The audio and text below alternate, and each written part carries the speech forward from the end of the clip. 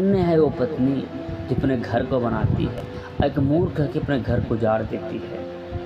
तो धन्य है वो पत्नी जो अपने घर को बनाती है। प्रकाश नीति वचन में कहते हैं 31 अध्याय का 10 आयत से लेकर के 31 आयत तक कहते हैं भली पत्नी यानी भली पत्नी कौन पा सकता है, भली पत्नी कौन पा सकता है, क्योंकि उसका मूल्य मूंगों से भी बहुत अधिक है। उसके पति के मन में उसके प्रति विश्वास है, उसके पति के मन में उसके प्रति पूरा विश्वास है और उससे लाभ की घटी नहीं होती। वह अपने जीवन के सारे दिनों में उससे बुरा नहीं वरन भला ही व्यवहार करती है। वह उन और सन ढूंढ कर अपने हाथों से प्रसन्नता के साथ काम करती है। वह व्यापार के जहाज़ों के सामान अपनी भोजन वस्तु दूर से मंगवाती है।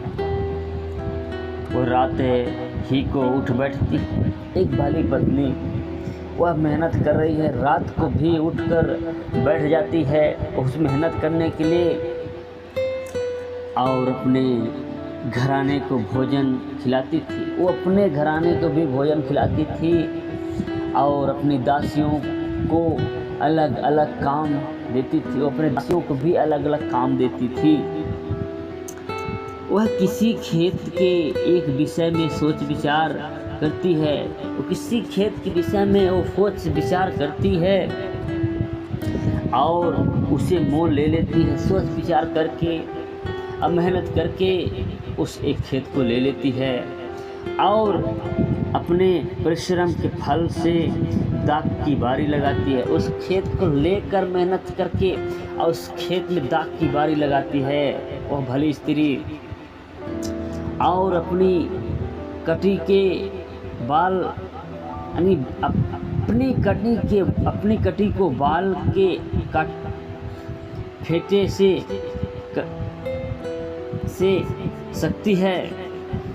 इस प्रकार से कह रहे हैं यहाँ पे, वह अपनी कटी को बाल के फेंटे से कहती है यानी फटके से कहती है और अपनी बाहों को दृढ़ बनाती है। अपनी बाहों को दृढ़ बनाती है। वह परख लेती है कि मेरा व्यापार लाभदायक है, मेरा व्यापार लाभदायक है। रात को उसका दिया नहीं बुझता। वह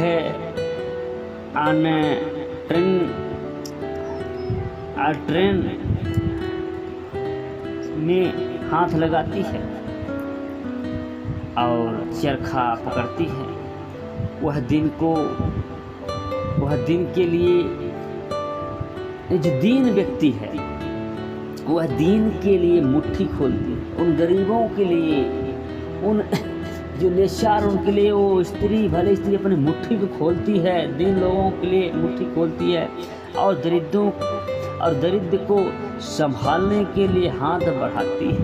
जो दरिद्र लोग हैं, लाचार लोगों पर हाथ फैलाती है संभालने के लिए। वह अपने घराने के लिए हिम से नहीं डरती, घराने के लिए हिम से नहीं डरती, क्योंकि उसके घर के सब लोग लाल कपड़े पहनते हैं। वह तकियाओं बना लेती है। उसके वस्त्र सुषम सन और वैज्ञानिक रंग के होते हैं। जब उसका पति सभा में देश के पुरानियों के संग बैठता है, तब उसका सम्मान होता है, तब उस स्त्री का सम्मान होता है। और फिर कहते हैं वह सन के वस्त्र बनाकर बेचती है और व्यापारी को काम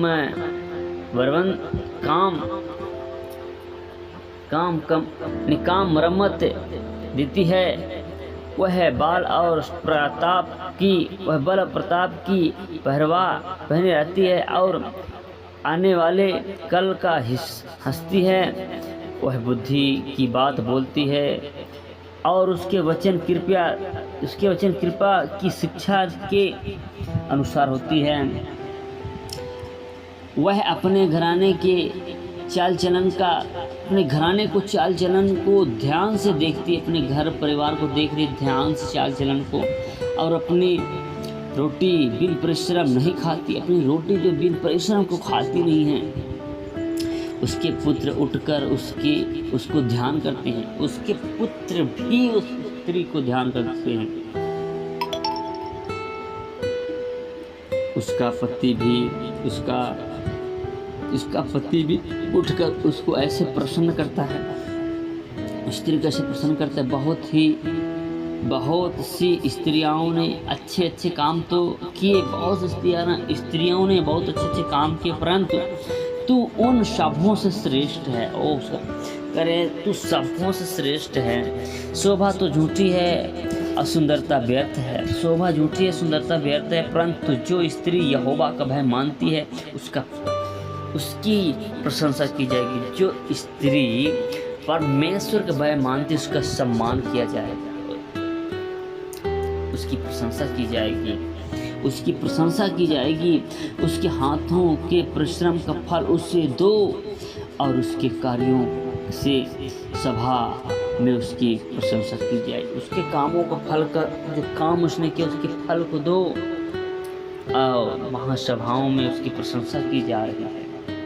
और धन्य स्त्री है। तो एक पत्नी का कर्तव्य क्या होता है, नीति वचन में बता रहा है। हमें एक आदर्श, एक अच्छा स्वभाव, एक ईमानदार, एक परमेश्वर भय मानने वाली स्त्री होना चाहिए। भय मानने वाला एक परमेश्वर का होना चाहिए, परिश्रम करने वाले अपरमेश्वर भय।